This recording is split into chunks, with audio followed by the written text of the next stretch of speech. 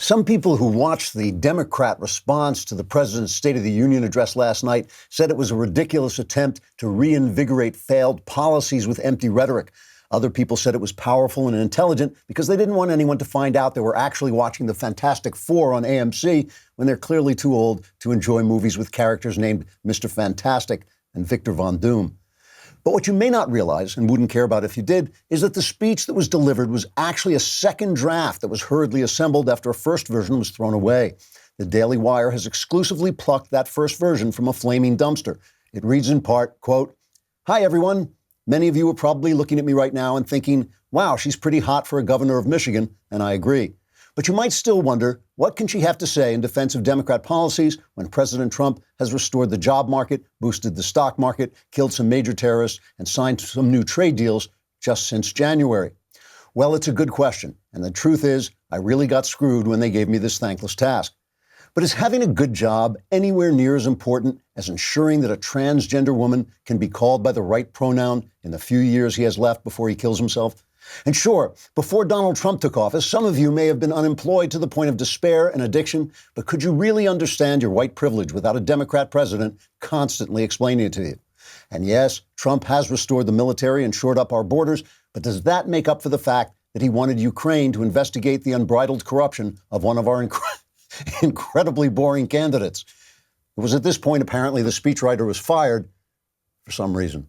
Trigger warning, I'm Andrew Klavan, and this is The Andrew Klavan Show. I feel hunky-dunky, life is tickety-boo. Birds are winging, also singing hunky-dunky-doo. Ship-shaped, ipsy-topsy, the world is zippity-zing. It's a wonderful day, hurrah, hooray! It makes me want to sing.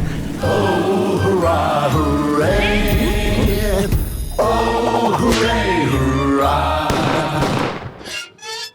Well, that was an amazing State of the Union speech, mostly because the State of the Union is amazing. Just this January, Trump and America have had more major triumphs economically, militarily, and politically than I can remember ever being packed into a single month before.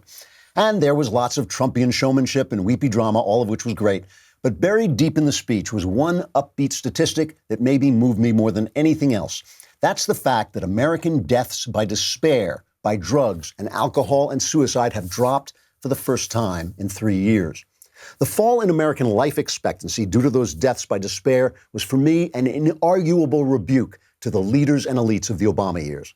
The drop in life expectancy was peculiar to America among the first-tier countries, and it was centered in the industrial Midwest, Central Appalachia, and Northern New England, all the places where jobs were disappearing due to globalization. Those were the jobs President Obama told us were not coming back, the ones he said Trump would need a magic wand to resurrect, which tells us several things. Our elites were so trapped in their self-serving theories, they forgot to look at the actual results of their actions. No one knew this epidemic of despair was going on until researchers stumbled on it. They were so confident they were the best and the brightest, they forgot to question themselves, and they were so enamored of their own elitism, they turned their backs on ordinary people whom they find deplorable, let's face it. But even more important is this. All these leftists, Bernie and Warren and Biden, all of them, every one of them, they talk endlessly about giving people health care, giving them welfare, giving them guaranteed incomes. But they don't understand the things that matter. Meaning, purpose, the dignity of work and self-reliance, things the government can't give but can only protect. The left's infantilizing paternalism is bad for our health, both physical and mental. It's founded on a misguided idea of life that elevates material goods and material pleasures, sex and money basically, above the true goods and true pleasures, love and meaningful work that make life worth living. It's not up to them to take care of us. It's up to them to stop taxing and demonizing and destroying the means and methods by which we take care of ourselves. Governments are instituted among men to secure our rights to life, liberty, and the pursuit of happiness. That's in our Declaration of Independence. Those three rights depend on one another. Without life, our other rights are worthless. And without liberty and happiness, we will end our lives. The politicians forgot to take care of basic business. It's the businessman who is teaching them what politics is all about. And we'll talk about the State of the Union and other stuff in just a sec. But first, let's talk about teeth. Because I know you look at me, you think, God, that guy, what is it about that guy? It's my smile. Of course, it's my smile. Everybody wants to have a nice smile. You never know when people are going to take pictures of you, when you want to take selfies. So you want to get your teeth looking good. With Candid braces, with Candid clear aligners, you can do this on your own. Unlike braces, Candid clear aligners are comfortable, removable, totally invisible. You can transform your smile without anyone noticing a thing. You never have to set foot in a doctor's office or waiting room. Your treatment is prescribed remotely by a licensed orthodontist, and Candid delivers everything you need right to your door. Unlike other companies, Candid only works with orthodontists, never general dentists. That means your treatment will be designed by an expert in tooth movement with 20 years of experience on average. Looking ahead to wedding season or a special event with Candid, the average treatment length is just 6 months, and you'll start seeing results way before then. Are you ready to take your first step towards straighter teeth? For a limited time, you can get started with $75 off by using code Klavan at candidco.com/Klavan. That's candidco.com/Klavan. Use code Klavan for $75 off. candidco.com/Klavan. Code Klavan. You keep saying Klavan, but how do you spell Klavan? There are no E's, Klavan. It's Klavan. You know, everybody's talking about Nancy Pelosi tearing up the speech. When Trump finished the speech, she angrily tore it up, and, you know, she looked disgusted the whole time. She looked like she was sitting on something uncomfortable the entire time. And then she tore it up, and she told reporters, well, that was the politest thing I could do, making me wonder. But, you know, this is a good Trumpian move. This is a brilliant move. This is what everybody's talking about, because people are dopey. You know, they get angry and then they start talking about the thing and they don't realize that's why she did it. She did it to take attention away from the fact that Trump was delivering this incredible victory speech, the speech while the Democrats were messing up their caucus in Iowa, while the impeachment thing was swirling down the drain. Trump didn't even mention He didn't even mention impeachment. He just made them look teeny tiny. But even though it was a good move for drawing attention away, what did it draw attention to? It drew attention to just how teensy tiny the Democrats have become. I'm tearing up your speech. I'm tearing it up. I'm going to tear it. I know it said that people were doing well, but I'm tearing it up. And meanwhile, Trump was actually delivering a true vision for the country. Let's start with the end of the speech where he talked about what this nation is. Let's talk about cut. Gee, that's a long one. Let's just try cut 21. This nation is our canvas, and this country is our masterpiece. We look at tomorrow and see unlimited frontiers just waiting to be explored. Our brightest discoveries are not yet known. Our most thrilling stories are not yet told. Our grandest journeys are not yet made. The American age, the American epic, the American adventure has only just begun. Our spirit is still young. The sun is still rising. God's grace is still shining. And my fellow Americans, the best is yet to come.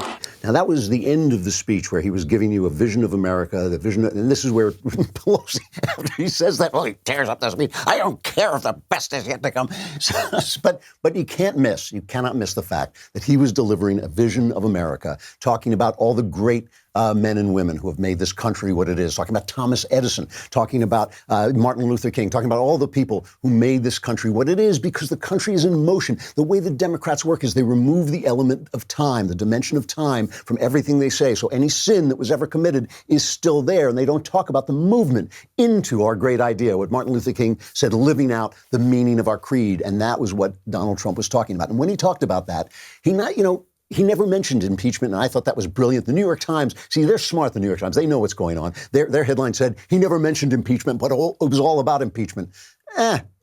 He never mentioned it because it's teeny tiny little Democrats going, you called the Ukraine, it's like Gulliver in Lilliput, like they're throwing things at his ankles. There's a pebble on your ankle. I don't care if you fix the economy. I'm hitting you in the ankle with this pebble as hard as I can. It's like he just turned them into midgets. How dare you?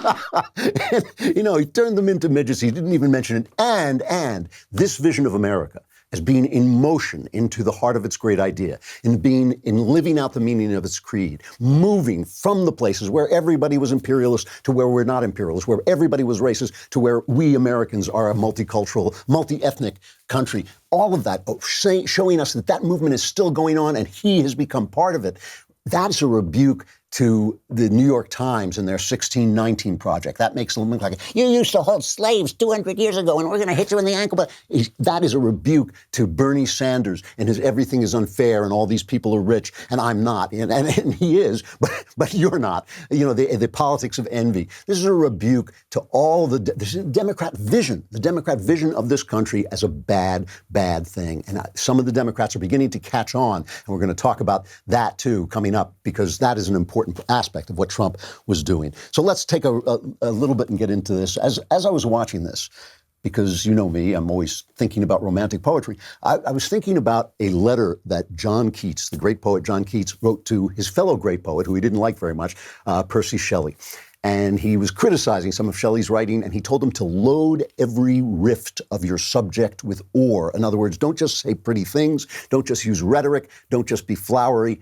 Every word should describe something, should be real. It's advice. I read that when I was a kid, and it's advice I've always followed in my writing. Make sure that you are just packed with action. Make sure you're describing something happening, something with meaning. Even your descriptions of things should have meaning. They should be packed with meaning. That's what Trump did. The first, I don't know, maybe 40 minutes of a very long speech was just all facts. So let's talk about that. Let's play cut number 3. This is just devastating to the Democrats.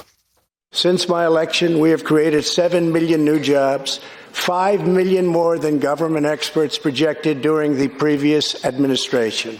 The unemployment rate is the lowest in over half a century. And very incredibly, the average unemployment rate under my administration is lower than any administration in the history of our country.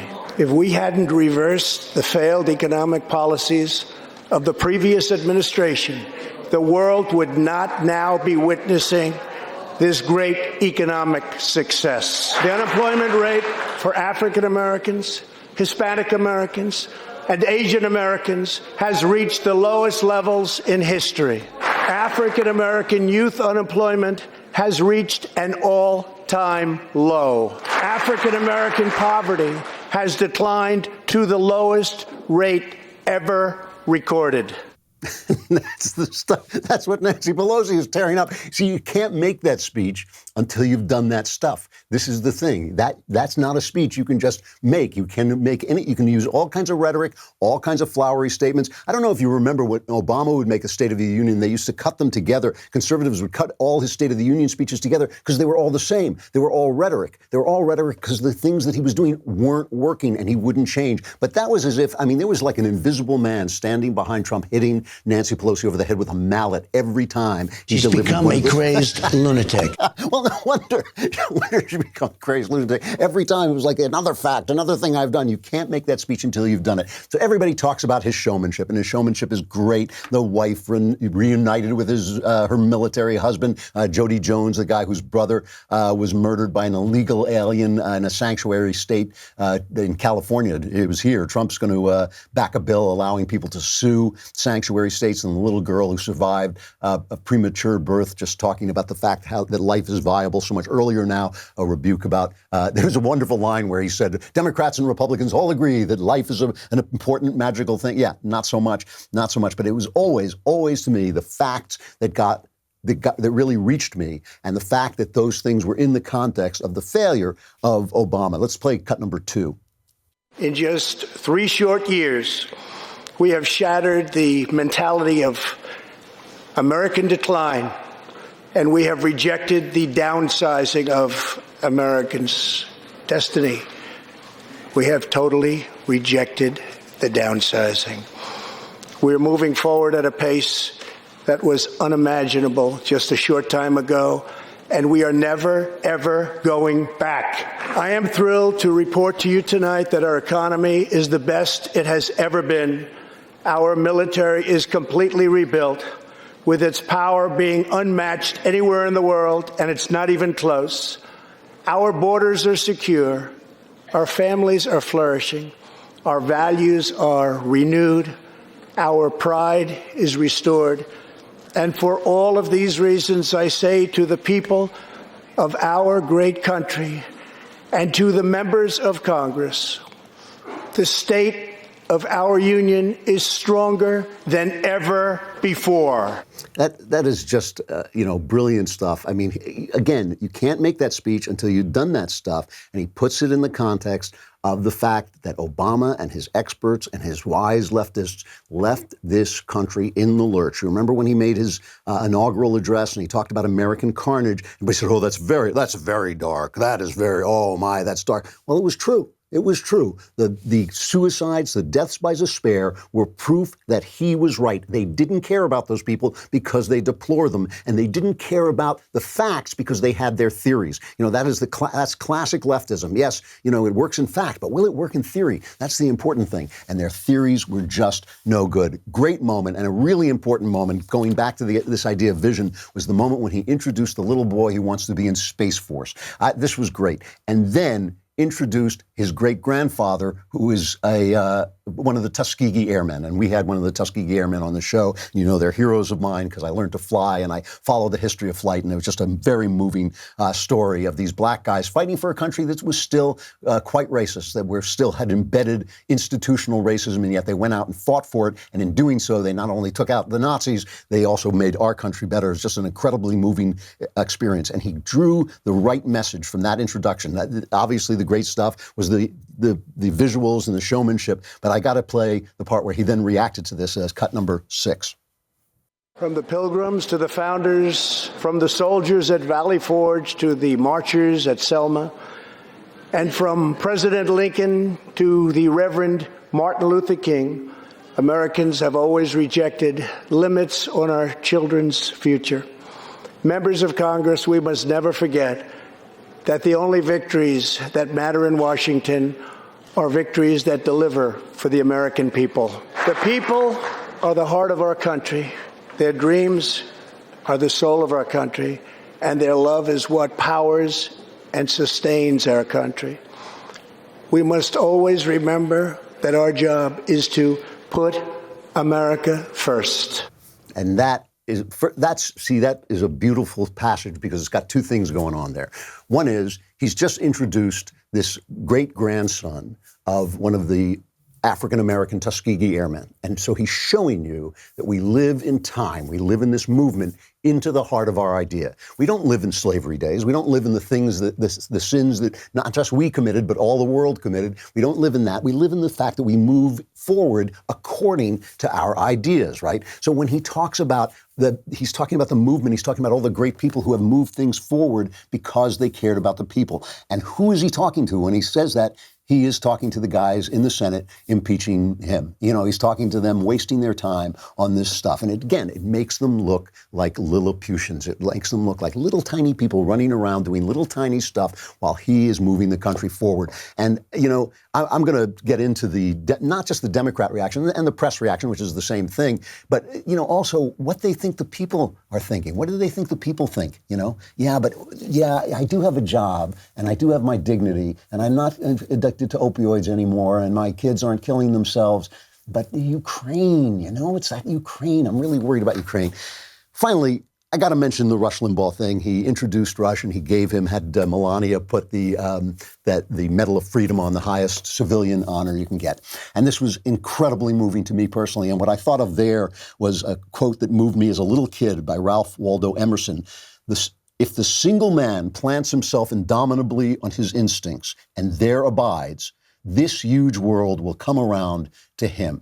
And that's what that's what Rush represents to me. I think it's what he represents to a lot of people. This is a guy who was they laughed at him, they attacked him, they demonized him, they're still demonizing him, still laughing at him, still attacking him. But the great world has moved around to him. And in the same way William F. Buckley paved the way for Ronald Reagan, I think Rush paved the way for Donald Trump and has a lot to do with this administration and this success. A lot of it can be traced right back to him and his ideas, the ideas that were demonized. It was a beautiful, beautiful moment. I was really thrilled to see it. So let's take a look at our friends, the Democrats. I couldn't even find an interesting cut from the Democrat response from Michigan Governor Gretchen Whitmer. That's always a thankless task. But she started out, she said, I'm not going to address what he said. And I thought, well, then what are you going to address? And then she was literally talking about potholes. She was talking about the fact that she has filled up some of the potholes in her state. They were so bad before. And I just thought, like, yeah, I don't think so. She was trying to make a point about infrastructure, but that's the whole thing. Trump has done the things that he said he was going to do, and that is it. And then you had the Democrats, these tiny, teensy-tiny little Democrats, throwing their little pebbles at Trump's ankles as he went thundering by. Chief among them was Alexandria Ocasio-Cortez, who made such a powerful statement by not showing up. Meanwhile, Ilhan Omar and Rashida Tlaib are texting and giggling like a pair of little girls. They're texting and giggling during the whole thing, and that was genuinely rude. I mean, that was genuinely rude. At least made and grown right here in the USA. At least AOC had the. At least AOC had the good sense not to show up. But then she put out on I guess it was Instagram. She put out one of her little videos, and let's play the one of her reacting to Rush getting the medal. 13. The Presidential Medal of Freedom is an extraordinarily sacred award. We're talking about putting someone on the same level as Rosa Parks, for example, in terms of their contributions to American progress. Rush Limbaugh is a virulent racist, but even just on top of that, to do it in the middle of a State of the Union and not even dignify it with its own ceremony as it has, there's all sorts of norms that are being violated, not just for people's humanity, but also it truly just cheapens the value of it. Also, him pretending to be surprised was such a joke. This has been news all day. There have been multiple reports from multiple news outlets saying that Rush Limbaugh was going to receive the Medal of Freedom. And then Trump announced it, and he had to, pretend that this was some kind of Oprah moment. Was so disingenuous. What's wrong with you? What's wrong with you? What's wrong with you? What's wrong with you? What's wrong with you? You want to talk about teensy-tiny. This is a guy, obviously, he's got stage 4 lung cancer. So, doing it in the Union was good showmanship. Doing it during the State of the Union was good showmanship. But also, you want to use the time. You've got, also, Rush is deaf. He has got one of those implants. Probably couldn't hear a lot of what was going on. This is what she's worried about. And finally, this thing about Rush being a racist. AOC, I will bet every penny I have that AOC has never listened to Rush Limbaugh's show. Rush Limbaugh is not a racist. They always have this one joke that he made to an African-American caller a long time ago. It was a joke that he made. It was a little rough joke, but joking with people is not racism. And that's the only thing they've got after all this time because they never listened to him. Let's listen to James Carville, right? Because the old Democrat political hands are looking at Iowa. The results are coming in from Iowa, and Pete Buttigieg and Bernie Sanders are in the lead. And that probably has to do with why the results are coming in so slowly. Like they got something like 62%. I still don't think they've got them all in. So they're kind of holding back the news that Bernie Sanders really won this thing, and Pete Buttigieg. Here's James Carville reacting to that. The press corps went AOC crazy. We got to decide what we want to be. Do we want to be an ideological cult, or do we want to have a majoritarian instinct to be a majority party? The urban core is not going to get it done. What we need is power. You understand? That's what this is about. Without power, you have nothing. You just have talking points. We better get serious here. And, a lot of Democrats around the country are concerned. I know these donors they're not going to give a popsicle to the DNC right now. I can promise you that. This is Carville, right? The guy who worked for Clinton, silencing women who were being abused and insulting women who Clinton was abusing. That was what he used to do. So he knows a little bit about power. So that's talking about AOC and Bernie Sanders and that group. But let's also talk about Pete Buttigieg. Here is a voter in Iowa talking to Pete Buttigieg's workers and discovering that Pete Buttigieg is gay, okay? Here's just an ordinary voter finding this out for the first time after voting for him. You're saying that he has a same-sex partner? He? Yes. Yes. Yeah. Are you kidding? Yeah, he's married to him, yeah. Well, then I don't want anybody like that in the White House. So can I have my card back? I don't know. You signed it. We could go ask. I never knew that. Well, so the whole point of it is, though, if he's a human being, right? Just like you and me, and should it really matter? That's what. Well, he better read the Bible. He does, and he says that God doesn't choose a political party. Because why does it say in the Bible that a man should marry a woman then?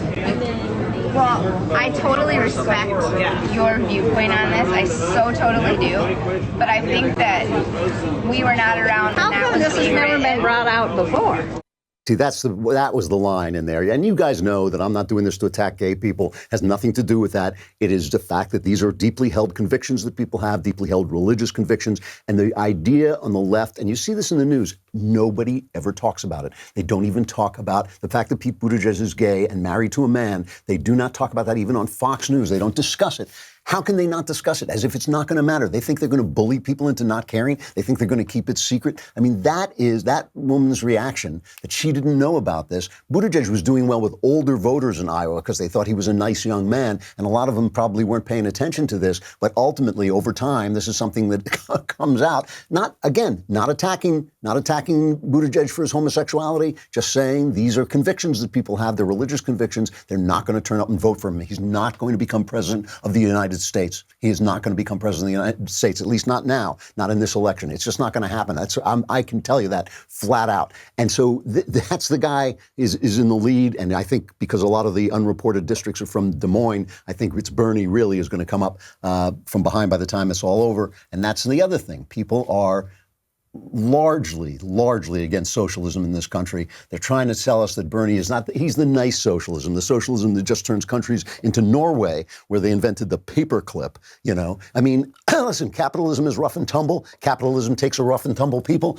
Capitalism attracts people like Donald Trump who are rough and tumble, but they're also successful and they also make stuff other people don't make. The other thing, and AOC noticed this too, but I think Van Jones said it better. Van Jones is sitting on TV with everybody attacking Donald Trump and how divisive it was. And Van Jones let him know what was really going on. The thing about it is, and I think that we got to wake up, folks. There's a whole bubble thing that goes on. We say, well, he said S-hole nations, therefore all black people are going to hate him forever. That ain't necessarily so. And I think what you're going to see him do is say, you may not like my rhetoric, but look at my results, look at my record to black people. And if he narrowcasts that, it's going to be effective, which means as we move through this primary process, we've got to pay a lot more attention both to what's going on with the Latino vote. Are we going to get a benefit in terms of having them respond? And with the black vote, is there going to be a split off, especially for black male voters?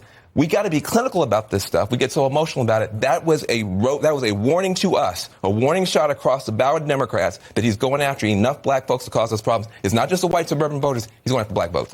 See, this is what they can't stand. They lose even 10, 20% of the black vote. They're done. They are done. And he knows it. And by the way, Latinos don't like illegals either. You know, this is the thing. He's not attacking Latino people. He's attacking illegals. I got to end with this. CNN outside the chamber trying to interview senators. This is cut number 18. Hi there, I Anderson. I just want to let you know that the senators are coming down. They're going to pass us momentarily, led by the President of the Senate, the Vice President of the United States. Mr. Vice President, how are you feeling? Is it awkward to be there with the President almost acquitted or maybe? Okay. We tried. How are you feeling, Senator? Feeling good. Senator Shelby, can you stop for 1 second? I can't stop. Okay, you can't stop. We're trying here. The senators, I would just tell you one of the reasons why they're not stopping. Nobody will stop to talk to CNN, and that is another Trump triumph. And this is the thing. It's not just the fact that he's talking to minorities. It's not just the fact that he's so incredibly successful. It is the fact that he has exposed the press for what they are, a Democrat organization. He has exposed them and he's made them irrelevant. And that, too, is a tremendous triumph. And it's a triumph the other Republicans could not accomplish. And that's why Trump got elected. And that's why he's so successful. All right, it is 2020, and it's not just an election year, it is the election year. Will Democrats reclaim the presidency like they promised 4 years ago? Will climate change destroy the planet before Election Day? I think maybe another 10, 20 minutes. Will climate change? Stay up to date on all the news and leftist madness by joining Daily Wire. Today, we're adding another 20 to 2020 by giving you 20% off all memberships. Don't miss a beat and don't miss this deal. We got the mailbag coming up, so all your personal problems will be solved in just a minute. Come over to dailywire.com and subscribe for 20% off. You can be in next week's mailbag. It's a little stuffy and scratchy in there, but you will get all your questions answered.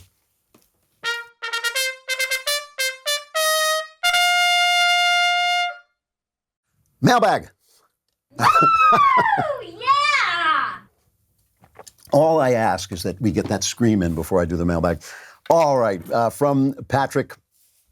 I've been attending a Q&A discussion event at my local Anglican church called the Alpha Series. Yeah, I've heard of this. For the last couple of weeks. One question that resonated with me that I'd like to hear your response to was, what are the most compelling and frustrating things about Jesus and why? Well, this goes back to what I was saying about the element of time. Jesus says things that make it sound like he does not know how tragic life is. He doesn't understand what it is to be a human being when he first starts talking. This is something that I believe when I read the Gospels, I think one of the things that Jesus does is he informs God, because he is, in fact, one of the persons of God. He informs God the one thing that an omniscient God can't know, what it's like not to be omniscient, what it's like to be us, to live in the fear of death, to live in this, in not seeing the whole world as God does. Now, of course, God doesn't exist in time. He exists above time. So there's never a point when he doesn't know that. But still, this is the point in time in where we live, where he learns that. Okay. And so Jesus says things like, when Peter walks on water and then gets afraid and he starts to sink into the water, Jesus says, "Oh, ye of little faith." And you think, like, how much faith, if you can even take one step on water, how much faith are you supposed to have? I mean, that's not little faith. That's a lot of faith. But to Jesus, it looks easy, right? He says, when somebody comes to him and says, "My son is dying, could you heal him?" He says, "Oh, well, how long will I have to suffer this generation?" As if he doesn't know that we don't know that life doesn't end when life ends. He doesn't see life the way we see it. And so he's talking from a position of, I don't want to use the word perfection, but maybe a position of cosmic understanding that we don't have. He's talking into our tragic lives, our small lives, our little knowing lives. And there's a lot of things that when you try to apply them, when you try to love your enemies, when you try to do these things, you just don't know how to fit those things in to the real world. I have a lot of ideas about how that can be done, but I still think it's very frustrating that sometimes you feel that Christ is asking too much of us. And I find that both compelling because I can see that he sees things that I don't see, but I also find it frustrating because I don't see those things. And I think that is the amazing thing. And that's what I think Paul's writings are all about. Paul is trying to figure out how to apply this timeless vision of Christ in time. And that's why I don't agree with a lot of evangelicals when they quote Paul's letters and they say, well, God said this. No, that's Paul talking in the scripture. It is incredibly important. It's not to be tossed away, but Paul speaks in time. Jesus doesn't. Jesus speaks in a lot of ways through all time and seeing all time. And I find that it's challenging. It's supposed to be challenging. It's supposed to give you a cosmic vision, but it ain't easy. All right. I have been reading your book, The Art of Making Sense. Yes, you should all be reading my book. It's just a pamphlet. It's very inexpensive. It's on Amazon.com. The Art of Making Sense. It's some articles and speeches I made last year that I thought were actually worth publishing, and I did. But he says, I have a question regarding abortion, because the speech in it about The Art of Making Sense is about abortion. He says, I agree with you on everything, but admittedly there are gray areas I would appreciate your opinion on. These questions come from friendly debates with friends and, more importantly, my wife.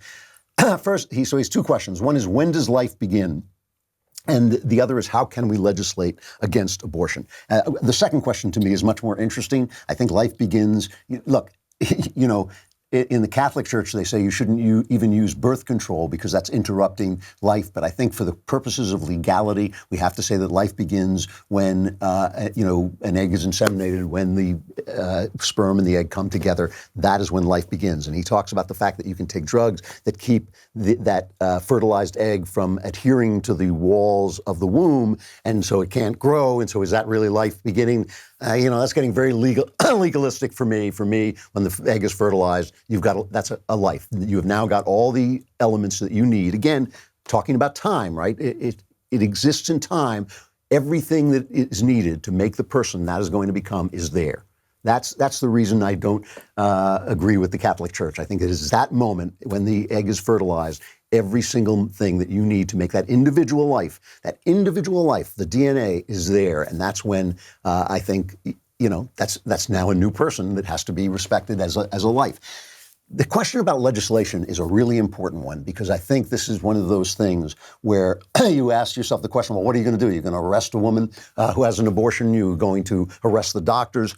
Now they have pills that do this stuff that are easy to get. What are you going to do? You're going to stop people from going to Canada, driving to Canada and taking the pills, or, bringing them down from Canada. It really is impossible to legislate. And I think that's true. I think it is impossible. I still think they should legislate it. I think it's an important thing. When you make a law, it talks about, to some degree, what the values of the society are. And I think if our values are not that we protect life, liberty, and the pursuit of happiness, we have no values. Those are the American values. The idea that this is somehow a woman's choice it's just a nonsense. It's a moral nonsense. I have great libertarian leanings. I really want people to do whatever they want to do. I have deep, deep sympathy for women who are in a troubled spot when they get pregnant. Maybe they can't afford it. Maybe it's happened through a terrible way. This is very rare. It is very rare that women get abortions because of incest and rape. But all right, it only has to be one to set the tone. All of those things are difficult. I think we should outlaw to say that this is something that we feel is murder, basically, and murder. It's homicide. This is something that we feel is homicide, and I think that that's an important thing. It's an important value statement. But I think that when you pass a law, there's just no point in saying we're going to arrest women for this, because I don't think a woman who has an abortion is a murderer. I don't think that that's true. I think we should shut down the clinics. I think we should shut down the places. But there are going to be people who get away with it because they're going to get the drugs. The drugs are easy to get now. And I think that at some point, what do? Do you fine them? Do you give them a ticket like you do for dope, and then basically negate the law itself? It's a very, very difficult question. The bigger question, the more important question, is how do we create a society that holds those values? That is the thing. And I think passing a law about it is part of creating that society. But I think it's so much more important. It is so much more important that the pro-life movement concentrate on creating the institutions that will take care of these children, that will say, if you can't handle this baby, we will take this baby in. If you can't handle the pregnancy, we'll take you in. Those are the things that I think people can do, churches can do, and should be doing, that will answer that makes these questions irrelevant, right? I mean, you're getting. I understand. I think they're good questions. I really do, and I don't have all the answers for them. But I think that the legalism is not the point. The point is the value of life. The point is saying, once you're pregnant, you've got a life inside you. It's no longer your choice. It's no longer your body. And so we have to deal with this. And I think if we do that, we have to do that as a society. There's just no other way to do it. And that's, maybe that's a good thing that can come out of Roe v. Wade in these dark years when so many millions of lives have been ended. Maybe a good thing can come out of it, instead of just saying, you're pregnant, therefore you're stuck with this baby. Maybe we can create a society that says, okay, if you can't do it, we will all do this together. And that's the only answer I can give you, because I don't think we're going to pass laws that penalize women at the level of the event. In other words, the level of the event is a life is being exterminated. I don't think we're going to pass laws that take women who are in trouble and put them in prison, for instance. I don't think that that's just. I don't think it's right. I don't think it's what we want to do. I don't think that's the society we're moving toward. The society we want to move toward is a society that says, baby, keep the baby alive. And we, if you can't do it, we'll do it with you. From John, thank you for your deep thoughts and hilarious commentary. My question is, do you think that any two people who share similar values can have a lasting marriage? I was raised in a community where you got married and stay married, but once I left, I began to see more of the world that's not always the case. My parents and others in my family keep telling me they met the person God wanted them to marry. I want to believe that. But will I know? Do I need to go off a gut feeling and just ask this woman to marry me, or will God just turn on some neon sign to show me who is right? I do not want to rush, but I also feel like there is no reason to hold off and spend years dating. It almost sounds, you don't mention this, but it sounds like you're talking about somebody specific. in which case, what you have to say is like, no, there's not going to be a neon light that goes on. But no, it's not true that if you share values, everything is going to be fine. You really have to like somebody you're going to live. Marriage is a long-term deal. You got to like somebody you're going to live with. You got to feel that you have some kind of chemistry between you, that there's something between you that binds you and that will continue to bind you. The way you talk, the way you discuss things, the way you work out problems between each other, the way you pay each other respect, do you laugh a lot, do you have respect when you disagree? Those are the things that you can look for, and some of it's got to be gut. It's a marriage. There ain't no guarantee. I know it would be nice if women and men came with a little guarantee that the marriage will work out, but they don't. So you're going to have to take your chances. All right, moving on from Adore. Hello, Lord Klavan, the ruler of everything the light touches. I have found myself unable to convince someone to vote for Trump. My friend doesn't agree with it's a unique situation. My friend doesn't agree with Medicare for all. She thinks tuition should not be free. Generally, she has a conservative understanding. However, she has friends who tell her that Trump makes them feel unsafe. I tried to argue that their feelings are subjective and they're created by a lying media, but nevertheless, she says that even if everything I say is right, she's not going to try to convince them that Trump is okay, and because she cares for them and their feelings, she can't vote for Trump. Here's the thing. I get a lot of questions saying, how can I convince somebody that? And the answer is almost always the same. You can't. You don't have that power. And so I think that you should put that away. If they're bringing this to you and they're arguing with you about it, or they want to discuss it with you, or they enjoy having that political discussion, it is fine to have that political discussion and make all the arguments that you're making. But this person seems very swayed by her peer group. She seems to be somebody who doesn't want to offend her peer group. She doesn't want to tell them. She doesn't want to come out of the voting booth and say, yeah, well, I voted for Trump. She feels they'll reject her. You have no power over that. And knowing what you have no power over is a huge, huge gift in life. It is so important. It is important not to give up when you can change things. That it's that wisdom prayer, right? The power to change the things I can change, and the power to know the difference between those and the things I can't change. You can't always change people's minds. You got to love them as they are. You got to love them for who they are. And I just think, you can make your arguments if you make them with kindness and simplicity, and if you make them when this person wants to bring them up. But if you think that you have the power to do this, then you're going to basically lead yourself and your friend into this kind of circle where you're just running around doing having the same conversations over and over again. And I think this is a good thing to know about in marriage. There are some points where, you're not going to convince your wife or husband to believe the things that you believe, and you've got to be able to live with that. That's the whole world. I really do believe in that song, that old rock song, there ain't no good guys, there ain't no bad guys, there's only you and me, and we just disagree. And I think in America, 90 times out of 100, that's the truth. In America, we're always saying you're Hitler, you're Stalin, you're a racist, you're that. 90% of the time, it ain't so. 90% of the time, you just disagree. You see things differently. You have to be able to live with that. That is the world.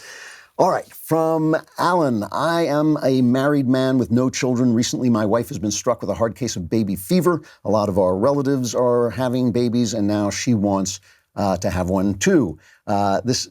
Me and her are the only couple in her family or mine that doesn't currently have children. Deep down inside, she knows that now is not a good time for us to have children, but the baby fever has really taken a toll on her. I've done my best to support and comfort her, but many times I feel helpless since I'm not a woman and can't fully understand what she's going through. Do you have any advice on how to handle this? Thank you for all you do and keep up the good work. Here's my advice.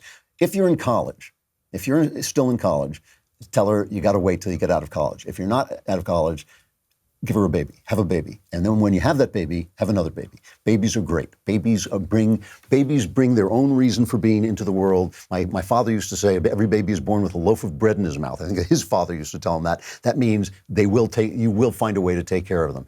Maybe she's telling you something, Maybe this is the meaning of her life. And you say that deep down she knows that this is not the right time. I don't know what that means. I don't know what the facts are. But I am very much in favor of babies, and I think people are having them too late. I think it's silly to have them. to wait until your 30s before you begin. Listen, if you have to, if you do, I'm not telling you that that's a terrible thing. I just think that, like, have the babies. The babies will increase your life. Having a baby is like suddenly you understand that you were seeing the world in 2 dimensions, and now you see it in 3. You'll be happier and sadder than you've ever been, but you will be more alive. And life is the point. The point is always life. And so I think, I can't tell you not to have a baby. I can't tell you to convince your wife not to have a baby. Babies are good. They are all positive thing. So there it is. That'll change your life. I always say my advice will change your life. That advice will definitely change your life. And you will be sounding like that when you're awake at 2 a.m. because the baby is crying. I got to stop here. But I'll be back. I'll be back with more advice and more insights tomorrow. I'm Andrew Klavan. This is The Andrew Klavan Show.